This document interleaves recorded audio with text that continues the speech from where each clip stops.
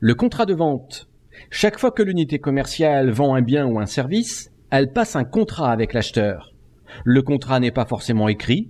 Seuls les contrats dont la valeur excède 1 500 € doivent en principe être prouvés par un écrit. L'article 1582 du Code civil définit le contrat de vente de la façon suivante.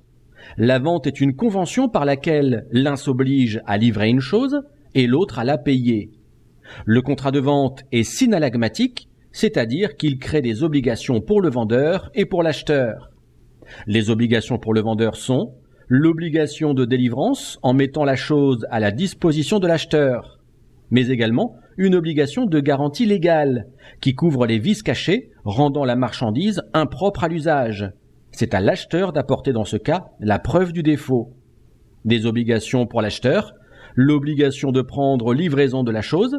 Dans le cas contraire, le vendeur peut demander la résolution, c'est-à-dire l'annulation de la vente.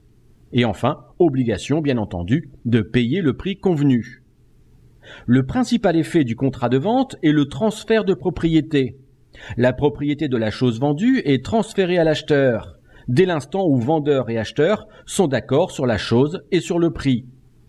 En cas de non-respect des obligations par un des deux contractants, l'autre partie pourra demander la réparation du préjudice causé, souvent au travers de dommages et intérêts. Les conditions de validité du contrat de vente. Comme pour les autres contrats, 4 conditions sont nécessaires pour qu'une vente soit valide. Le consentement des deux parties au contrat, en l'absence de vice, erreur, dol, violence. La capacité de contracter, aucun des co-contractants ne doit être mineur ou majeur protégé. Un objet licite, les biens ou services vendus doivent être autorisés par la loi. Par exemple, une voiture est un objet de contrat de vente licite, la drogue est un objet illicite. Une cause licite, la raison de la vente de la marchandise doit être autorisée par la loi. Par exemple, acheter une voiture pour se rendre à son travail est une cause licite, acheter une voiture pour réaliser un braquage est une cause illicite. L'obligation d'information. Avant la conclusion du contrat, le vendeur doit informer le consommateur sur les caractéristiques du bien ou du service, nature du produit, conditions d'utilisation, prix et éventuellement risques liés à l'utilisation du produit. Dans certains cas, le vendeur pourra aussi remettre à l'acheteur un devis ou un bon de commande pour formaliser ces informations. Le Code de la consommation prévoit une sanction financière pour tout vendeur qui ne respecte pas ses obligations d'information. Cette sanction peut être encourue aussi par l'unité commerciale, article L.111-6.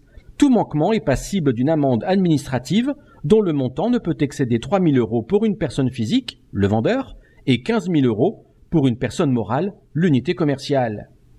Dans le cadre d'une vente en B2C, la jurisprudence confirme également l'importance de cette obligation.